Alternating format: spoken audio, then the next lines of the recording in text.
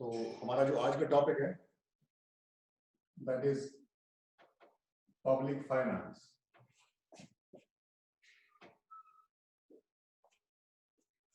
तो इस पे बात करते हैं पहले पब्लिक फाइनेंस के। पब्लिक फाइनेंस होता क्या है? तो हमारा जो टॉपिक है public finance and it's scope.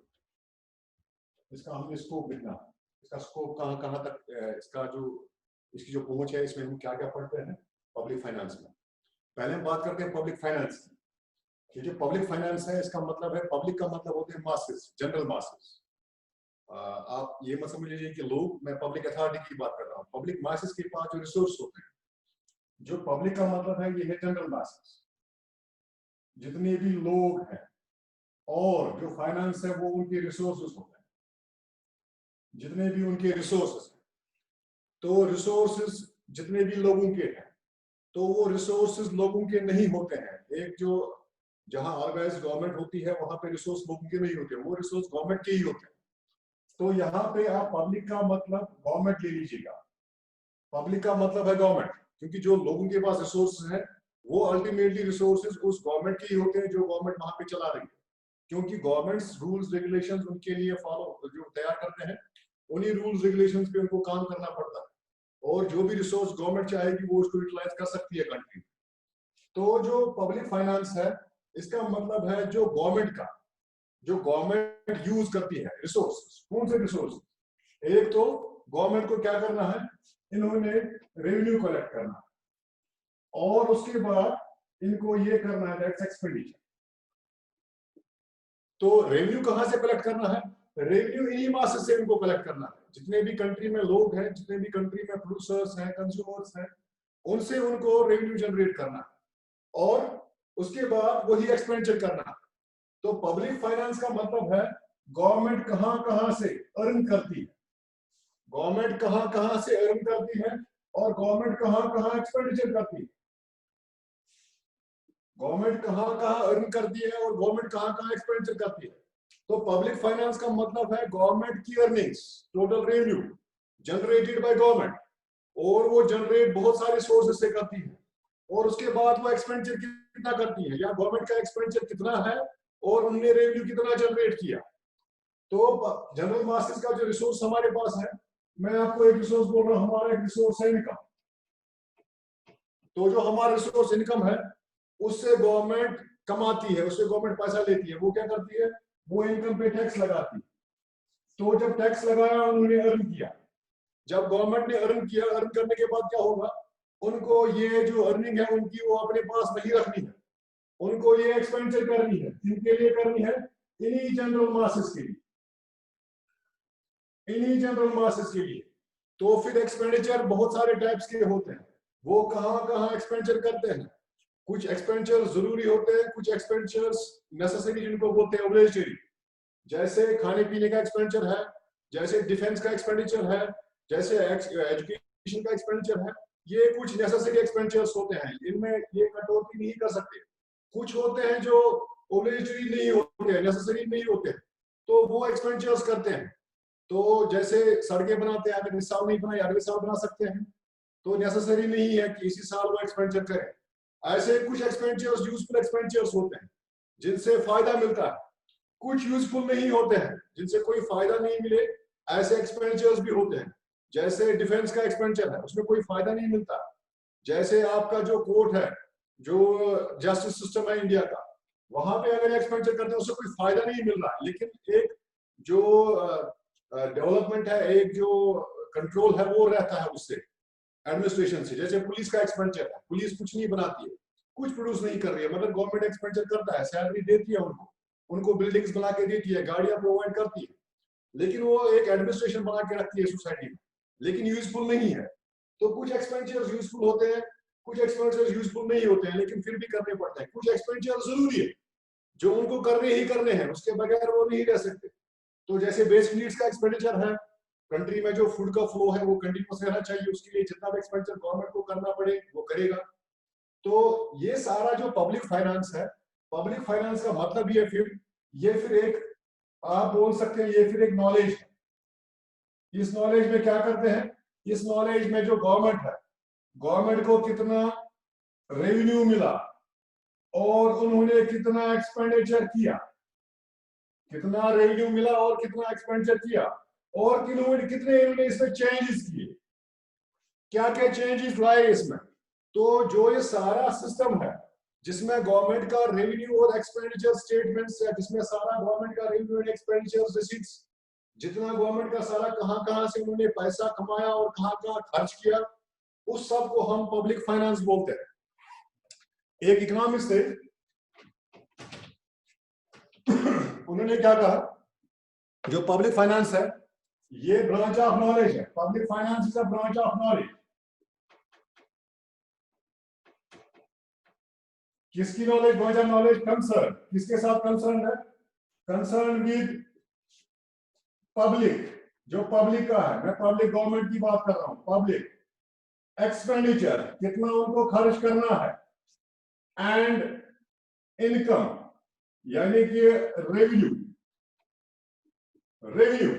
जितना इनको एक्सपेंडिचर करना है और कितना इन्होंने रेवेन्यू कलेक्ट किया by public authorities, and use, जो उन्होंने फिर यूज किया वन और अनदर वे, चाहे एक साइड में यूज किया चाहे किसी और दूसरे साइड में यूज किया। तो ये है हमारा पब्लिक फाइनेंस।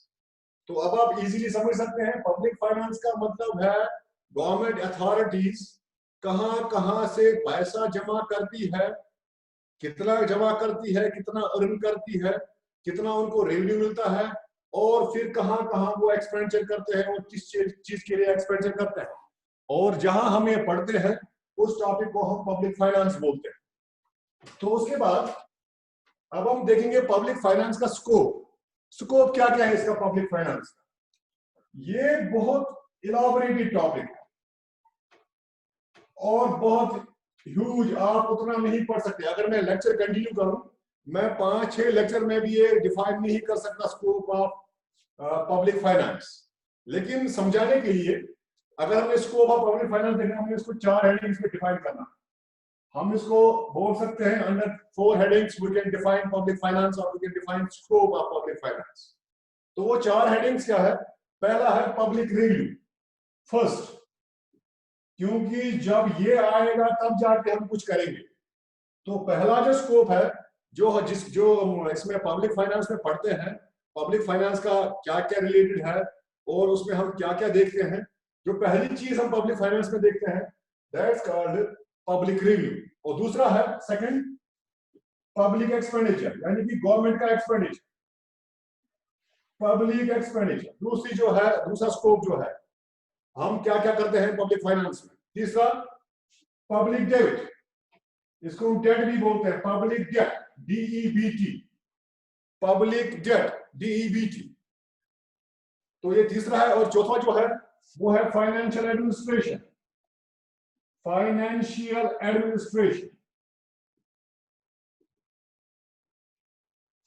आप ये आसान भाषा में याद रख लीजिए, सिंपल लैंग्वेज में। पब्लिक फाइनेंस होता है गवर्नमेंट का कितना रेवेन्यू जनरेट हुआ और उन्होंने क्या क्या एक्सपेंडिचर करना है, या उन्होंने क्या क्या एक्सपेंडिचर करना है उसके लिए उन्होंने कहां से रेवेन्यू जनरेट किया, तो फिर जाके एक्सपेंडिचर किया। तो इसका जो स्कोप है वो हम 4 हेडिंग्स में डिफाइन कर सकते हैं। हालांकि बहुत बड़ा स्कोप है, आप जो इसका स्कोप है बहुत वाइड है, बहुत इलाबोरेटेड है, काफी वाइड स्कोप है। आप ये एक पेपर में या एक आंसर शीट में नहीं बोल सकते, एक दिन में नहीं कंप्लीट कर सकते इसको, क्योंकि ये बहुत बड़ा टॉपिक है। तो उसमें क्या क्या आते हैं, तो सिंपल करने के लिए मैंने बोला आपको 4 हेडिंग्स दी हुई है जहां से हम स्कोप बोल सकते हैं पब्लिक फाइनेंस। पहला है public review, public expenditure, public debit and financial administration. जब भी कोई कंट्री होती है वहां पे गवर्नमेंट चलानी है, अगर कोई भी चीज चलानी है उसके लिए हमें सबसे पहले रेवेन्यू चाहिए। तो रेवेन्यू कहां से कलेक्ट करती है गवर्नमेंट? बहुत सारे सोर्सेस होते हैं। सबसे बड़ा सोर्स जो होता है रेवेन्यू का, दैट्स टैक्स। तो टैक्स सबसे बड़ा सोर्स है गवर्नमेंट रेवेन्यू का। इसके बाद और भी सोर्सेस हैं, इसके बाद फाइन्स हैं, जो आपसे फाइन्स लिए जाते हैं जब आप कोई लॉ ब्रेक करते हैं या कुछ गलत करते हैं। जैसे आप गाड़ी गलत जगह पार्क की, आपको फाइन भरना पड़ा। आपने कोई स्कूल में लेट एग्जाम का फॉर्म भरा तो आपको फाइन भरना पड़ा, लेट फी भरना पड़ा। तो वो सारे फाइन्स और वो सारे फीस ये सारा जो है ये गवर्नमेंट खजाने में चला जाता है, गवर्नमेंट रेवेन्यू में जमा होता है। इसके बाद और भी बहुत सारी चीजें हैं, जैसे 4 फीचर्स है। 4 फीचर्स, जैसे कोई आदमी मर गया, उसका कोई नहीं है उसके पीछे, कोई विल जहां पे बन जाती किसी और के नाम हो, लैंड उसकी या प्रॉपर्टी ट्रांसफर हो जाती, तो उसके नाम ट्रांसफर नहीं हुई क्योंकि कोई है नहीं, तो वो गवर्नमेंट की प्रॉपर्टी है। ऐसे ही कोई चीज जो उनको मिलती है फ्री में, तो वो भी रेवेन्यू में आ जाती है उनकी। तो ये सारे सोर्सेज जो जहां से गवर्नमेंट पैसा कमाती है, मैं अर्निंग सोर्स की बात कर रहा हूँ। तो पहले तो अर्न करना है, उसके बाद हम एक्सपेंडिचर कर सकते हैं। जब तक हम कमाएंगे नहीं तब तक एक्सपेंडिचर नहीं कर सकते। तो ये सारे सोर्स होते हैं जहां से गवर्नमेंट को रेवेन्यू जनरेट होता है, और उनमें सबसे बड़ा सोर्स होता है टैक्स। टैक्स बहुत सारे टाइप्स के होते हैं, जैसे अभी नया नया आया है जीएसटी, सीएसटी। तो 9% स्टेट लेगी, 9% सेंट्रल लेगी, टोटल में 18% बनेगा। तो ये सेल्स टैक्स जो है ये अभी नया आया है, लास्ट ईयर इन्होंने जीएसटी इंट्रोड्यूस किया था। तो ये सारे जो टैक्सेस हैं ये गवर्नमेंट को रेवेन्यू जनरेट करते हैं। अब कौन से, चाहे गवर्नमेंट सेंटर की है उसको मिल रहा है, चाहे गवर्नमेंट स्टेट की है उसको रेवेन्यू जनरेट हो रहा है। जैसे मैंने आपको अभी बोला, जैसे जीएसटी है, उसमें 9% सेंटर को मिल रहा है, 9% स्टेट को मिल रहा है।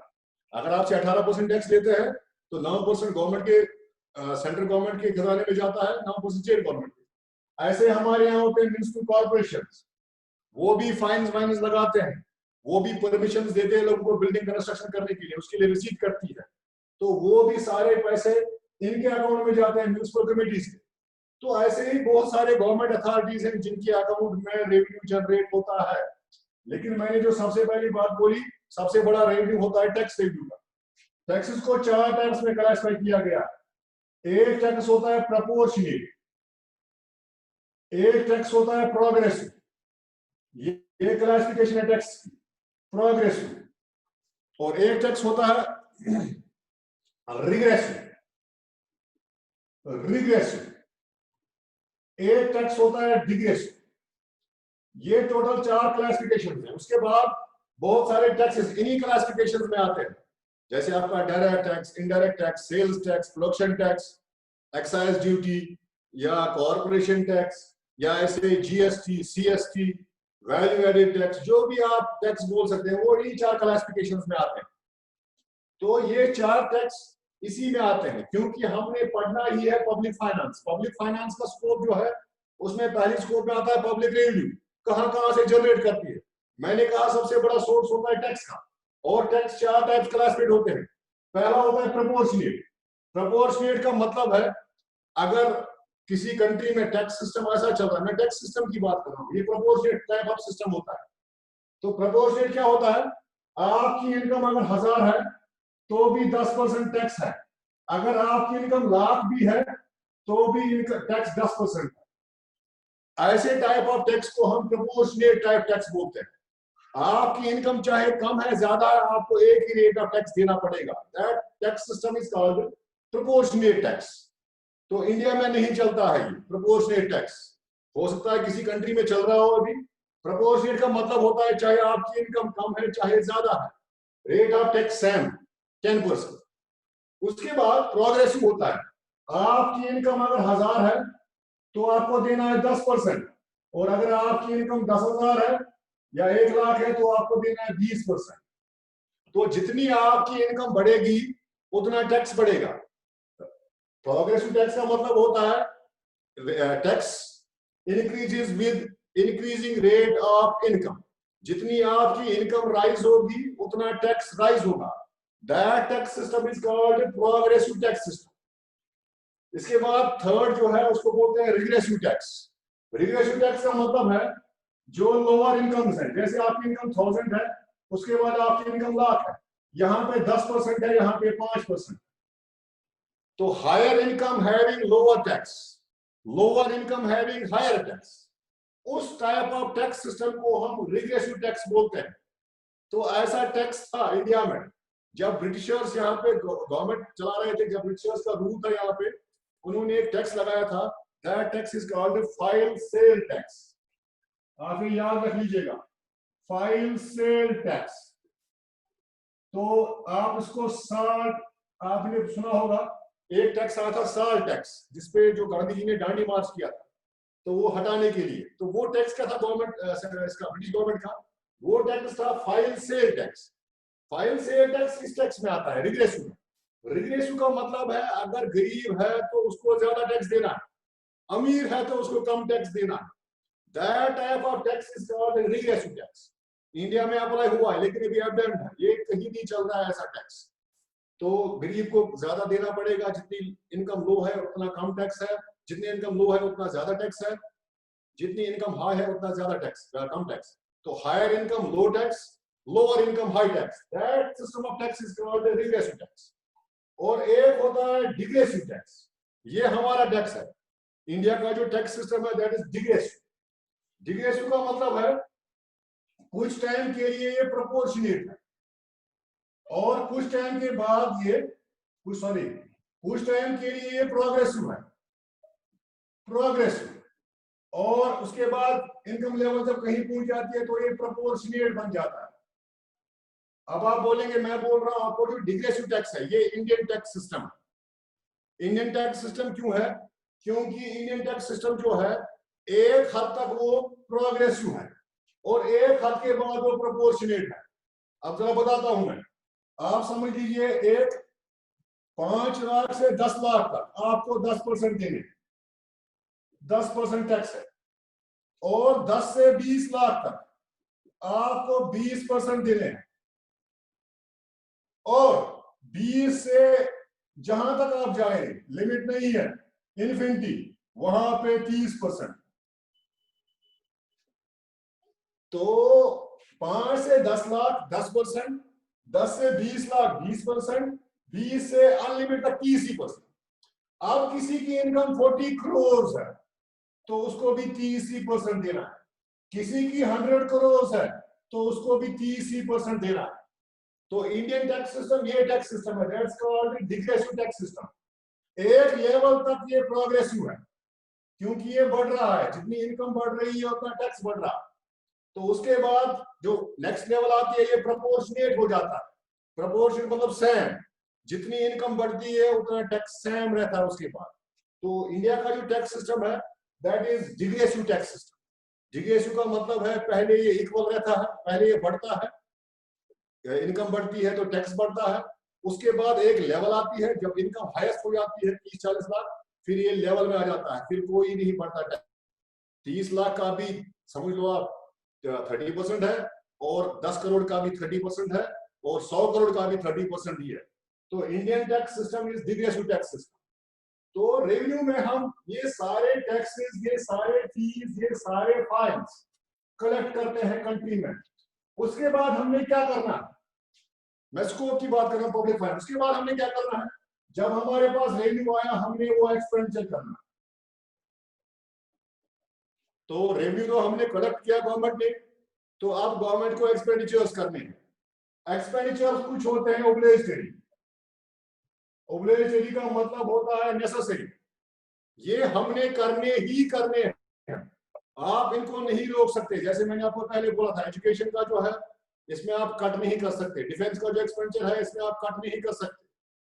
तो दूसरा होता है ऑप्शनल, आपके पास पैसा एक्स्ट्रा है आप करेंगे, आपके पास पैसा एक्स्ट्रा नहीं है आप नहीं करेंगे। That tax is called optional, optional expenditure. तो उसके बाद जब गवर्नमेंट को रेवेन्यू आया उसने वो एक्सपेंडिचर करना।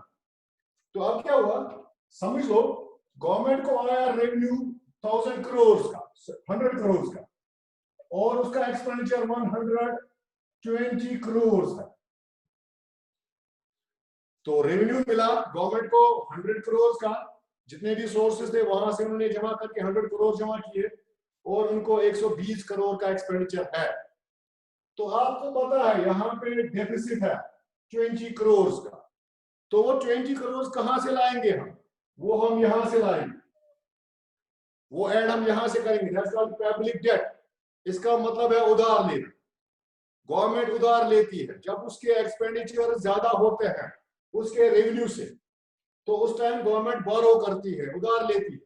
या तो उधार लेती है वो इंटरनल सोर्सेस से, पहले यही सोर्स इस्तेमाल करती है, इंटरनल सोर्स। अगर यहाँ अवेलेबल नहीं है तो फिर एक्सटर्नल सोर्स इस्तेमाल करती है। एक होता है जो पब्लिक, मैंने बोला उधार किस लिए लेती है, हम पब्लिक फाइनेंस ही पढ़ रहे हैं, इसका तीसरा पार्ट पढ़ रहे हैं। कब हमें इसकी जरूरत पड़ती है पब्लिक डेट की? पब्लिक डेट की हमें तब जरूरत पड़ती है जब हमारे एक्सपेंडिचर ज्यादा होते हैं रेवेन्यू से। तो वो 20 करोड़ हमने कहीं से एडजस्ट करने, हमने उधार लेना, या तो हम आरबीआई से ले लेंगे, उनको बोलेंगे, जैसे अभी गवर्नमेंट पिछले आपने सुना होगा 3-4 महीने पहले गवर्नमेंट ने उनको कहा था जितने आपके पैसे हैं तो रिजर्व्स हैं वो हमें दे दो। उनको रिजर्व्स किस लिए चाहिए थे? क्योंकि उनके एक्सपेंडिचर्स बढ़े हुए थे, क्योंकि आरबीआई के पास रिजर्व्स होते हैं, जो मैंने पहले आपको कहा, जो बैंक हैं वो जमा करते हैं उनके पास, और उनका अपना रिजर्व भी होता है। तो जब गवर्नमेंट को जरूरत पड़ती है वो उनसे उधार लेते हैं, उसको इंटरेस्ट देना पड़ता है गवर्नमेंट को उसका। और अगर अपनी कंट्री में मौजूद नहीं है, इंटरनल सोर्स में अवेलेबल नहीं है, तो वो एक्सटर्नल सोर्स भी जा सकते हैं, वर्ल्ड बैंक से ले सकते हैं, किसी और कंट्री से ले सकते हैं, on some rate of interest agreement होता है। तो ये बराबर करने के लिए गवर्नमेंट डेट लेती है।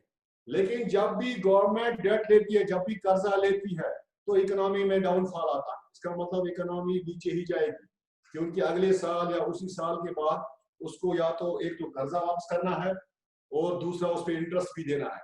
और जितना किसी गवर्नमेंट का कर्जा ज्यादा होगा गवर्नमेंट पे, उतना इकोनॉमी डाउन हो जाएगी, क्योंकि पैसा वो किसी दूसरे का यूज कर रही है, और उसको एक तो अमाउंट भी देना है, दूसरा उस पर इंटरेस्ट भी देना है। और उसको कहां से वो फिर बराबर करेगा? वो यहाँ पब्लिक रेवेन्यू में कुछ चेंज करेगा, वो आपके टैक्स बढ़ाएगा, वो आपके फाइन्स बढ़ाएगा, वो आपके फीस बढ़ाएगा। तो आपको खुद समझ में आ जाएगा हमारे फाइन्स फीस बढ़ रहे हैं, तो गवर्नमेंट का कुछ ना कुछ गड़बड़ है। तो कहीं पे उनको एक्सपेंडिचर ज्यादा हुए हैं और उन्होंने उधार लिया है, वो हम चुका रहे हैं। तो ये आम लोगों पे असर पड़ता है इस पॉलिसी का। तो जब भी डेट लेती है गवर्नमेंट, तो उसका सिस्टम पे, पूरी कंट्री पे, इकोनॉमी पे असर पड़ता है। तो ये सारा कुछ चलाने के लिए जो रेवेन्यू हमने कलेक्ट किया, किसने किया?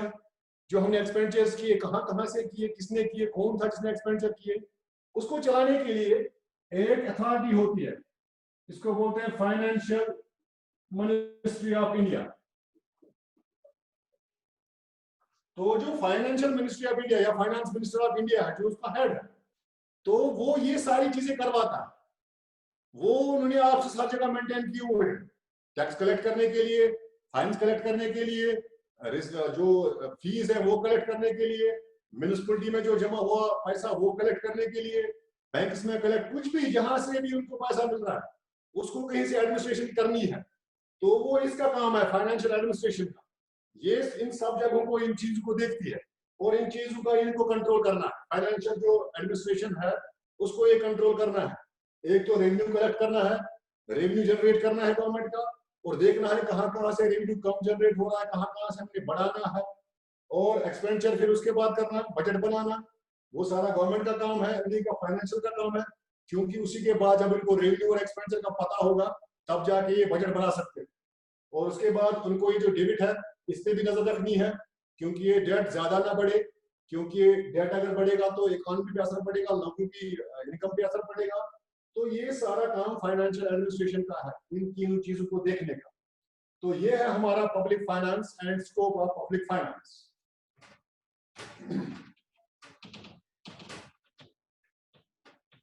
नेक्स्ट हमारा टॉपिक जो है, जहां पे मैं आ रहा हूं, जो वो वर्ड है बजट। आपने काफी बार सुना होगा ये। तो ये जो वर्ड है बजट, ये पहले इंट्रोड्यूस हुआ, मैं बजट की जो हिस्ट्री है वो बता रहा हूं। जो इंट्रोड्यूस पहले हुआ, ये इंग्लैंड में इंट्रोड्यूस हुआ। तो जो इंग्लैंड इंट्रोड्यूस हुआ, साल था 1733, 1733 में इंट्रोड्यूस हुआ। तो निकाला गया है जो बजट है, फ्रेंच वर्ड था, एक फ्रेंच वर्ड में से निकाला गया, बुगेटी है फ्रेंच वर्ड। मैं आपको इंट्रोडक्शन दे रहा हूं। जो ये बजट है, बजट शुरू हुआ है, ये पहले इंट्रोड्यूस किया गया था इंग्लैंड में 1733 में। एक फ्रेंच वर्ड से कॉइन की गई है टर्म बजट। कहां से आई? अगर आपको कोई पूछे बजट आया कहां से है, तो वर्ड एक था बुगेटी, फ्रेंच वर्ड है। तो इस फ्रेंच वर्ड का ना जो मीनिंग है, इसका मतलब है leather bag. Leather bag leather bag या आप उसको बोल सकते हैं वैलेट। एक होता है जो औरतें जो बैग रखती है साथ में, उसको हम पर्स बोलते हैं। एक जो मर्द रखता है उसको वैलेट बोलते हैं। तो लेदर बैग जो वैलेट है, उसी से ये वर्ड बजट कॉइन किया गया हुआ है। तो जो ये बजट है, ये बैग है। आप ऐसा बोल सकते हैं ये एक बैग है। तो बजट क्या है? Budget is a bag. मैं आपको बोल रहा हूं बजट एक बैग।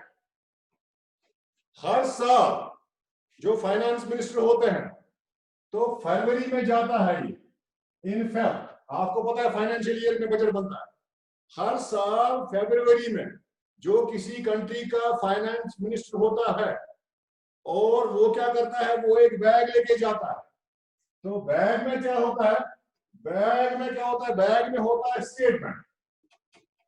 बैग में होती है स्टेटमेंट। उस बैग में आपने देखा होगा, ऐसे हमारे रहीम अख्तर साहब जो एक जमाने में फाइनेंस मिनिस्टर थे JNK के, वो ऐसे काला सूटकेस लेके चलते थे। ऐसे अगर आप देखेंगे आजकल जो मैम है जो फाइनेंस मिनिस्टर, क्या नाम है उनका, मुझे नाम याद नहीं आ रहा, तो वो भी काला बैग लेके जाती। तो वो काला बैग का मतलब बैग अभी तक चल रहा है, वही बैग, उसी बैग में लेके जाते हैं। क्या लेके जाते हैं उस बैग में? उस बैग में लेके जाते हैं स्टेटमेंट्स। अब बोलेंगे अब स्टेटमेंट्स कौन सी? मैंने ये भी आपको पढ़ाया, वही स्टेटमेंट्स है।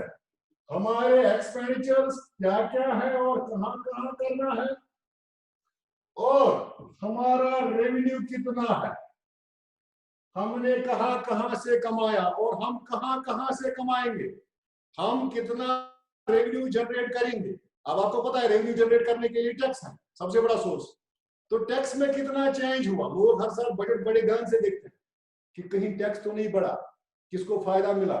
तो टैक्स में चेंज करते रहते हैं, क्योंकि बजट का मतलब ये चेंज करना।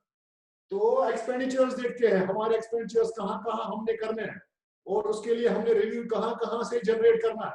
अगर ये बोलेंगे अभी तक जो एम्प्लॉय है वो 5 लाख तक कोई टैक्स नहीं देगा, अब नए बजट में ये बोलेंगे नहीं 4 लाख से ही टैक्स लगेगा, जिसकी इनकम 4 लाख होगी उसको टैक्स लगेगा।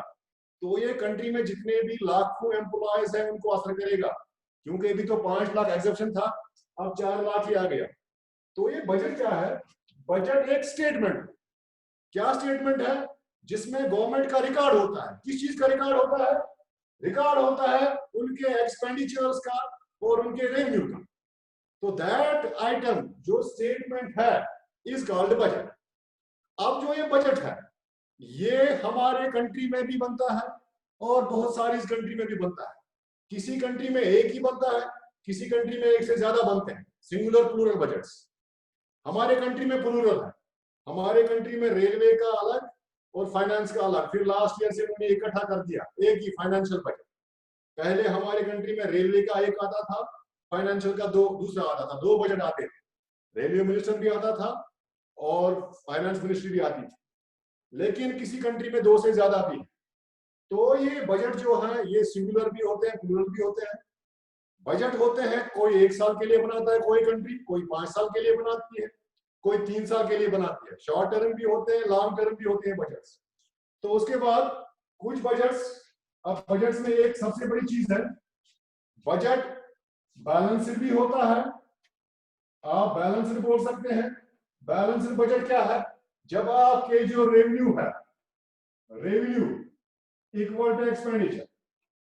अगर कोई बजट ऐसा है जो दिखा रहा है जितने आपके रेवेन्यू है, आपका रेवेन्यू 100 है, 100 आपका एक्सपेंडिचर है, that budget is called balanced budget. और अगर आपका ये ऐसा कोई दिखा रहा है डेफिसिट बजट है, डेफिसिट बजट का मतलब क्या है? आपका रेवेन्यू, रेवेन्यू जो है कम है, revenue is less than expenditure, तो ये आपका दूसरा बजट है। बजट बैलेंस्ड है, दोनों बराबर है, जितना खर्चा है उतना रेवेन्यू है, जितना आप अर्न कर रहे हैं उतना एक्सपेंडिचर आपको करना है। और अगर डेफिसिट है, जितना आपका एक्सपेंडिचर जो है वो आपका ज्यादा है, जब आपका एक्सपेंडिचर ज्यादा होगा तो आपने कर्ज लेना पड़ेगा, तो उसको हम डेफिसिट बजट बोलते हैं। और एक होता है सरप्लस बजट। सरप्लस बजट क्या होता है? सरप्लस बजट जो होता है उसमें रेवेन्यू ज्यादा होता है, revenue is greater than expenditure. तो ये चीज आपके लिए अच्छी है। अगर आपका सारा एक्सपेंडिचर कम है आपके रेवेन्यू से, तो आप अदर कंट्रीज को डेट दे सकते हैं, आप अपना पैसा किसी और कंट्री में इंटरेस्ट पे लगा सकते हैं। तो सरप्लस बजट एक इकोनॉमी के लिए अच्छा होता है। तो बजट, मैंने आपको बोला बजट में स्टेटमेंट्स होते हैं, तो हम ऐसे लिखेंगे अब बजट को, जो हमारा बजट है तो क्या है ये, it's a statement, it's a statement, ये स्टेटमेंट है विच कंटेंट्स, जिसमें आते हैं, it's a statement which contents all the expenditures, all the expenditures and revenues of a country in a financial year। हमारा जो बजट है इंडियन इकोनॉमी का, India का जो बजट है वो एक साल के लिए होता है। अगर मैं किसी और कंट्री में चलूं, वो 2 साल के लिए बजट बना रहे हो, तो ये फाइनेंशियल ईयर नहीं आएगा, तो 2 फाइनेंशियल ईयर्स आएगा। तो इंडिया में मगर एक ही साल के लिए बजट बनाते हैं, हर साल नया बजट देते हैं, तो इन फाइनेंशियल ईयर ही आएगा। तो बजट क्या है, इट्स अ फाइनेंशियल स्टेटमेंट। हम ये भी बोल सकते हैं it is a financial statement, financial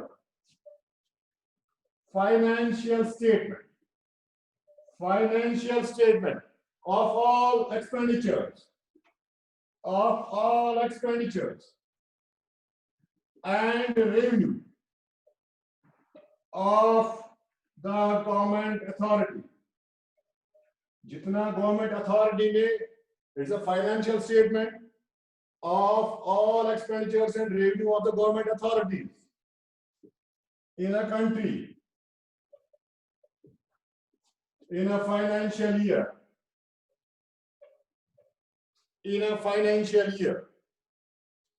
तो ये हो गया जो हमारा बजट होता है। तो बजट का बुनियादी, मैंने आपको मीनिंग बोलना था, अभी मैं मीनिंग बोल रहा हूं। इसके बाद में आपको बजट एक जो हमने कंस्ट्रक्ट करना है वो मैं आपको दिखाऊंगा अभी बजट कैसे बनाते हैं। तो नेक्स्ट टॉपिक जो हमारा है, that's types of budget. Budget के टाइप्स क्या होते हैं, टाइप्स ऑफ बजट। तो बजट के टाइप्स क्या क्या होते हैं, तो बहुत सारे टाइप्स है बजट के। पहला मैंने आपको बोल दिया, पहला होता है बैलेंस्ड बजट। बैलेंस्ड बजट, तो बैलेंस्ड बजट क्या होता है, मैंने आपको बोला जब when revenue is equal to expenditure, when revenue या when income of the government is equal to its expenditure is called balanced budget। तो expenditure is equal to revenue, जब भी आपका रेवेन्यू इक्वल होगा एक्सपेंडिचर के या एक्सपेंडिचर होगा equal to revenue के, तो उस बजट को हम बैलेंस्ड बजट बोलते हैं। तो दूसरा बजट है, मैंने आपको अभी बोला था, सरप्लस बजट। हर एक इकोनॉमी ऐसा बजट चाहती है, लेकिन हर एक इकोनॉमी के पास सरप्लस बजट नहीं है, खासतौर से भी इंडिया के पास तो नहीं है। सरप्लस बजट होता है आपका रेवेन्यू जो